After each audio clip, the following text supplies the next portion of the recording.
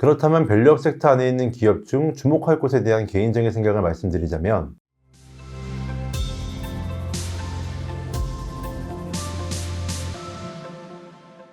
안녕하세요. 유진투자증권 구독자 여러분, 챔피언스 라운지 금융센터 김민기 PB입니다. 올 초부터 시장을 강타했지만 요즘 들어서는 실효성에 대한 의문이 많이 나오면서 테마주의 성격이 강해진 섹터가 있습니다.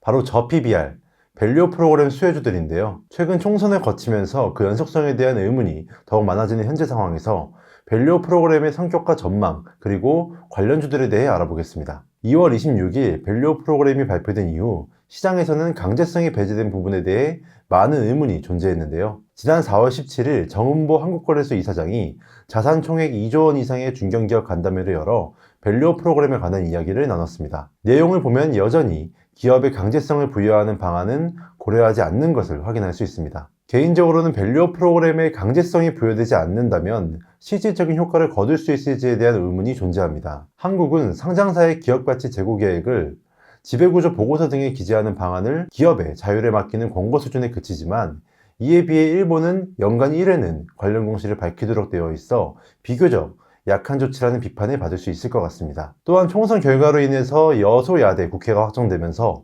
정부가 추진하는 밸류 프로그램이 제대로 이행될 수 있을지에 대해 논란도 있었는데요. 지난 4월 15일 이복형 금감원장은 총선 결과와 상관없이 일관적으로 추진을 하겠다고 밝혔습니다. 추가로 최상목 경제부총리 겸 기획재정부 장관은 기업 밸류 프로그램의 일환으로 배당소득 분리과세를 계속 추진하겠다고 밝혔습니다. 배당과 자사주 소각 등 주주 환원 노력을 하는 기업에게 법인세제 혜택 등을 부여하고, 기존 2천만 원 이상 배당소득의 경우에 금융소득 종합과세 대상이었던 것을 분리과세로 전환하는 인센티브안에 대해서 얘기를 꺼내면서 기업들에게 강제성은 없지만 자율적으로 참여하도록 유인하는 방안을 제시한 것으로 보입니다. 개인적인 생각으로는 그동안의 차익 실현 및 실망 메모리 등이 나오면서 어느 정도 다시 자리를 찾아왔다는 생각이 드는데요. 다만 다가올 밸류 프로그램과 관련된 일정을 살펴보면 한 번 더 기대감 형성할 수 있는 시기가 올 수 있을 것 같습니다. 5월 중 밸류 프로그램 관련 2차 세미나로 의견을 수렴하고 6월 중에 가이드라인 확정 후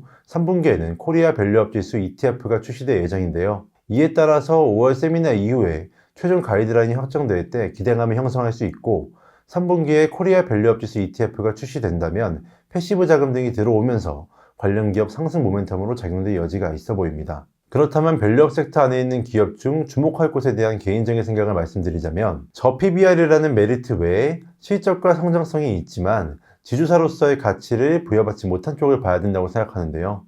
대표적으로는 두산과 LS를 말씀드리고 싶습니다. 두 기업 모두 최근에 강한 시세를 내주었지만 조정은 그리 깊지 않았는데요. 먼저 두산의 경우에 자회사인 두산전자에 대한 투자 매력도가 상당히 큰 상황입니다. 반도체 메모리 업황이 올해는 확실히 턴어라운드를 했고, 데이터 센터 물량 증가로 업황이 회복되는 가운데 PCB 기판에 들어가는 원재료인 CCL, 즉 동박 적층판의 중요성이 부각될 수 있습니다. 특히 두산전자는 이 부분에서 세계 점유율 2위를 기록 중으로 아직 매출 규모가 커지진 않았지만 분명히 올해 고성장이 나올 수 있을 것으로 보여지면서 시장의 기대를 받고 있습니다. 변압기, 전선, 구리 사업을 모두 영위하고 있는 LS는 최근 전력기기 수요가 증가하고 지정학적 리스크가 부각됨에 따라서 변압기와 전선의 수요가 상승했고 구리 가격도 치솟고 있어서 지주사들 중에서는 매력도가 가장 높다고 생각합니다. 밸류업 수혜 섹터는 정책 모멘텀이 중요한 만큼 앞으로도 계속해서 금융당국이 발표하는 내용들을 주의 깊게 들여다봐야 될 것 같습니다. 오늘 준비한 내용은 여기까지입니다. 다음에는 더욱 유익한 내용으로 찾아뵙겠습니다. 감사합니다.